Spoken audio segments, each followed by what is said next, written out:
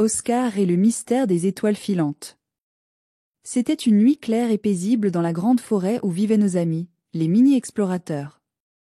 Oscar, l'ours gentil, était allongé sur une colline herbeuse, les yeux levés vers le ciel étoilé. À ses côtés, Léo le petit renard, toujours curieux et vif, observait lui aussi les étoiles qui brillaient de mille feux. Cette nuit-là, quelque chose de spécial se préparait. « Regarde, Léo. Il y a tellement d'étoiles ce soir, » dit Oscar, émerveillé. C'est comme si elles chantaient. Léo hocha la tête, ses yeux pétillants d'excitation. Oui, mais attends, Oscar. Les étoiles filantes vont bientôt commencer à apparaître. J'ai entendu Ohé en parler plus tôt. À ce moment précis, une traînée lumineuse traversa le ciel, puis une autre. Léo bondit de joie. Les voilà. Les étoiles filantes. Oscar, bien qu'émerveillé, ne put s'empêcher de se poser des questions. Zoé a toujours des réponses à tout. Elle doit savoir pourquoi elles apparaissent comme ça. Allons lui demander. Zoé, la chouette savante, était perchée non loin sur une branche d'arbre, ses grandes ailes repliées autour d'elle. En entendant ses amis approcher, elle hocha la tête avec un sourire sage. « Bonsoir, Oscar et Léo. Vous venez voir les étoiles filantes ? » « Oui, Zoé, » répondit Oscar en s'asseyant près d'elle. « Peux-tu nous expliquer ce que sont ces étoiles filantes ? » Zoé agita doucement ses ailes et répondit. Les étoiles filantes sont en réalité des météores. Ce sont des petits morceaux de roche ou de glace qui viennent de l'espace. Lorsqu'ils entrent dans l'atmosphère de la Terre à grande vitesse, ils brûlent et produisent une lumière brillante que nous voyons comme une étoile filante. Léo, toujours enthousiaste, sauta en l'air. C'est incroyable. Alors, ces petites pierres viennent de loin, de l'espace ? Exactement, et confirma Ohé en souriant. Et chaque étoile filante a une histoire. Certaines viennent de très loin, de l'autre côté du système solaire. Oscar écoutait attentivement, mais une idée se forma dans son esprit. Zoé, penses-tu qu'on pourrait trouver l'endroit où un de ces météores est tombé ? Peut-être qu'il y a des indices laissés derrière. Zoé, réfléchissant un instant, hocha la tête. C'est possible, mais il faut être très observateur et patient. Vous êtes prêts à partir à l'aventure ? Sans hésiter, Oscar et Léo acceptèrent avec enthousiasme. Le trio se mit alors en route, à travers la forêt. Zoé, grâce à sa grande connaissance du ciel et des étoiles, les guidait vers une clairière cachée, réputée pour être l'endroit où plusieurs météores avaient touché terre. Après une longue marche, les amis arrivèrent enfin à la clairière.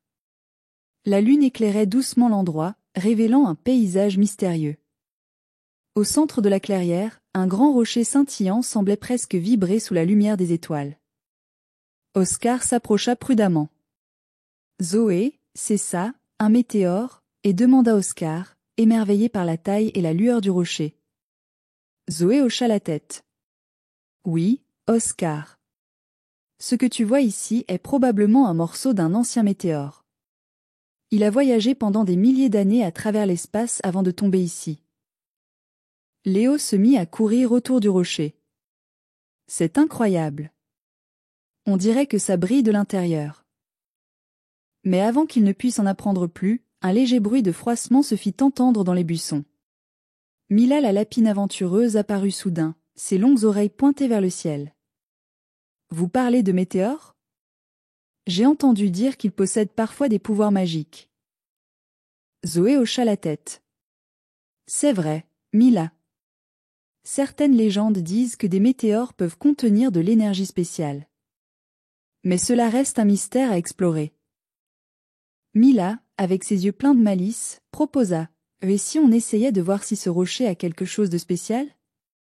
Peut-être qu'il peut nous montrer quelque chose. » Oscar, toujours curieux, posa doucement sa patte sur le rocher scintillant.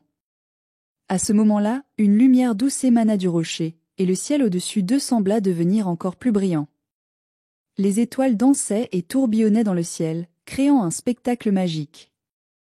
Léo, la bouche grande ouverte, ne pouvait en croire ses yeux. « Regardez. C'est comme si les étoiles nous parlaient. » Zoé, bien qu'émerveillée elle aussi, restait calme. C'est peut-être un signe que ce rocher est lié aux étoiles, ou peut-être que l'univers a encore des secrets à nous dévoiler. Les mini-explorateurs restèrent là pendant un long moment, admirant le ciel et se demandant ce que cet incroyable rocher pouvait encore leur révéler. Finalement, Oscar, toujours rêveur, demanda « Zoé, crois-tu que ce rocher pourrait nous guider vers d'autres mystères ?» Zoé sourit. « Tout est possible, Oscar. L'univers est vaste et plein de surprises. Et peut-être que ce n'est que le début de notre exploration des étoiles. » Le groupe décida alors de revenir dans leur forêt pour la nuit, mais cette aventure leur avait ouvert l'esprit à de nouveaux mystères. Les étoiles filantes n'étaient plus seulement des lumières dans le ciel, mais les messagères de secrets lointains. Avant de s'endormir, Oscar leva une dernière fois les yeux vers le ciel.